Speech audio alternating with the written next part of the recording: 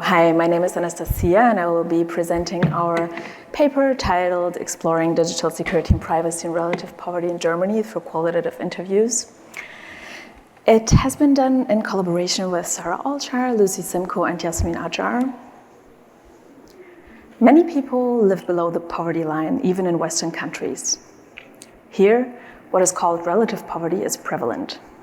In contrast to extreme poverty, which defines an income so low that it is impossible for the person or family to meet basic needs of life, including food, shelter, safe drinking water, basic education, and healthcare, relative poverty defines a household income that is below 60% of the median household income of a state or country. In 2023, the rate of relative poverty was 23.5% in the US and similarly high in other so-called rich countries like France with 18.2% or Germany with 17%. Assumptions about end users' financial means and technology use often fail to take users' income status into account. This can marginalize those affected by poverty, insecurity, and privacy and exacerbate inequalities. It is thus crucial to understand the overall situation of low-income users, their security and privacy concerns, perceptions, behaviors, and challenges. To investigate different employments, experiences, and concerns with security and privacy of technology users living in relative poverty, we conducted 28 in-depth semi-structured interviews with people from various backgrounds, education levels, and employment statuses that had 60% or less of Germany's median income at their disposal. We recruited offline via our professional network, local NGOs consulting unemployed people, as well as online through second-hand goods advertising mailing lists, poverty-related Twitter hashtags, and Facebook groups. The interviews and analysis were in German, and we only translated the quotes for the paper. We analyzed our data through iterative open coding. I will now present our major findings in relation to hardware and software use and data assets, as well as the threat models we find to be directly or indirectly related to poverty. Only few participants report using new devices. Most participants report to take over old, broken, or already used devices from friends and family members, or to buy second-hand hardware online. Participants also report often replacing their acquired devices as they break easily, which influences them not to trust the hardware they use. As P19 states, "You must know that I have a very stupid history. If you look at the last 5 or 4 years, my biography with smartphones is not particularly good because I never get a new one but always used ones, and then they usually don't last." We find that participants take up creative ways to deal with untrustworthy hardware, like mixing device use, to perform tasks according to their functionality. This might lead to poor security and privacy behavior, like mixing private and professional hardware use, like for example, P2 states, "I do have a work laptop, so to speak, but connecting to the office server doesn't work so well, and that's why I actually use my own laptop for everything. But that's also why I'm using my cell phone right now, because I don't have a webcam on my old laptop, and that's why I've always used the work laptop for Zoom."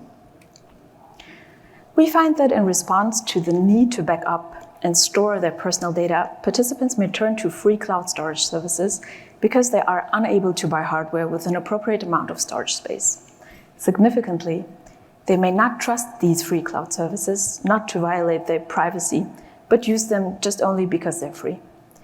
As examples, P6 and P20 are stating, "My laptop is full. Now I can put new stuff on it again. That's the only reason I did this. If I had more money to buy hard drives, I would change to that and quit the cloud." Especially, Google storage was perceived not to be trustworthy, and participants reported that if they could afford it, they would avoid Google altogether. Participant 18 describes that it would be cool to get a Google free phone at all with a lot of storage space. There are people who can afford that.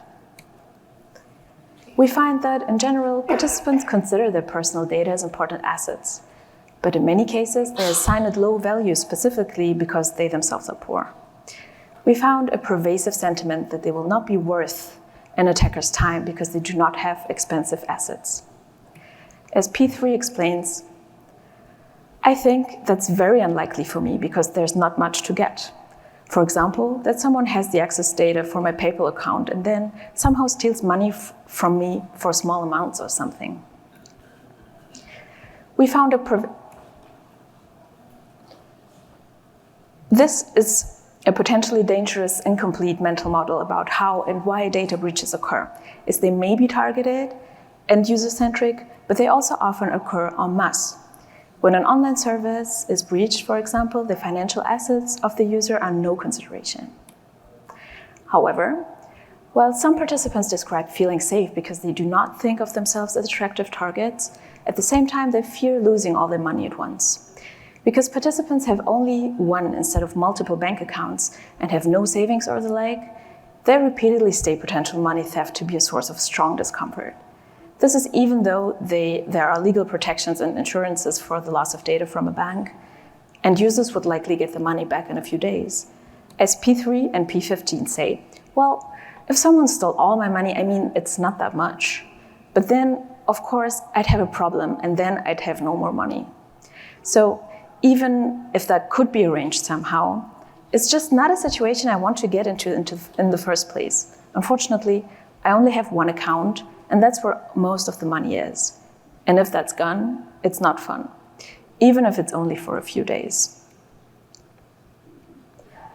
With non-banks, such as PayPal, it is even more critical, as they are not regulated in the same way, and thus a breach can lead to an important financial loss. One participant reported about a friend for whom getting money back took very long after the account has been hacked, which made them reconsider their use of PayPal. A few months ago, someone hacked into a friend of mine's PayPal account and stole a lot of money from her, P20 says.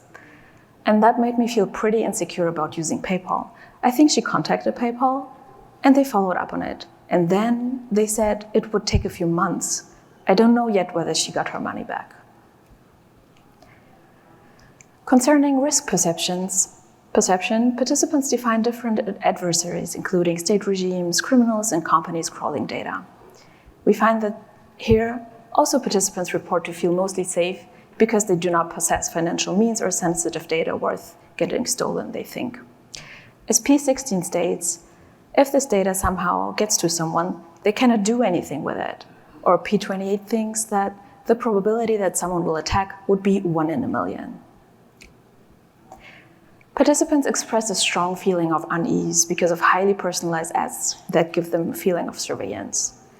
8 participants believe private conversations were tracked by their smartphones, as they have been shown personalized content after talking with a friend about a product without having actively interacted with the smartphone prior, for example, by Googling for the product. As P26 reports, if you think about the fact that I'm talking to a friend on WhatsApp about, I don't know, let's say foot cream, and then the advertising for foot cream pops up directly on social media, we only talked about it via WhatsApp. There was no other way. Interestingly enough, the advertising was then displayed to me on Amazon as well. We find that all participants interviewed self-evaluate to lack deeper knowledge about digital security and privacy, reporting not to have the energy to learn more about or to have too much on their plate to invest more time in security and privacy, although they think that it would be important. As P25 explains, I certainly have no clear conscience about it. So it's not that I say I feel totally good or something. In the back of my head, I always think that it is actually not so good, but I have just other priorities in life somehow than to put so much time into it, although it's super important. That is clear to me. Another interviewee linked their lack of engagement with security and privacy directly to their financial situation. They stated that in order to inform themselves more about digital security and privacy, they would have to deal with things that they can't afford, and that would make them sad, so they don't do that. So we observe here that poverty can be a direct and indirect barrier to acquiring enough knowledge about security and privacy. I now will talk about our recommendations based on this study. First, we suggest to improve the security of old and second-hand device use in order to mitigate potential security and privacy harm. For example, there is no guarantee that not properly sanitized devices that are sold second-hand are completely reset and malware-free. Thus, we recommend developing and establishing usable practices for digitally sanitizing devices before use, which requires coordinated industry support and policy. We also imagine that second-hand goods trading platforms may play a role in enforcing and enabling standardization. Additionally, as all devices will not be supported with security updates, which is leaving potentially exploitable vulnerabilities, we urge manufacturers to expand the lifetime of security update availability. We also recommend researchers, technologists, and policymakers consider how to move towards improving secure and usable free cloud services as a public utility. We recommend supporting users in developing accurate and complete threat models, including an understanding of how data breaches happen, so that the feeling of not having so much to get would not affect one's mitigation strategies. For example, employers or schools, apps, and any other sources of cybersecurity should give accessible security and privacy knowledge to all, not only those who can afford it financially, emotionally, and time-wise. Finally, we implore computer security and HCI research to continue to study poverty, particularly employing participatory and qualitative methods, and having an emphasis on doing research with, not about, low-income users. We observe that by asking people who are experts in poverty through their lived experience directly about the effects of poverty, they could tell us what the effects were. Future work could measure and analyze the security and privacy properties of technology that poor people depend on, for example, government services, second-hand goods, trading platforms, and third-party payment services. Such analysis will provide a basis on which to develop policy and technology that empowers users rather than puts them at risk and makes them feel discomfort. So, to summarize, we saw that technology users living in relative poverty are vulnerable on multiple levels, including hardware and software use, as well as their evaluation of data, assets, and threat models. We recommend securing second-hand device use, making free and secure cloud storage available, educate users about potential security and privacy risks, and understand better what they need in order to be better protected on a technological and policy level. Thank you very much.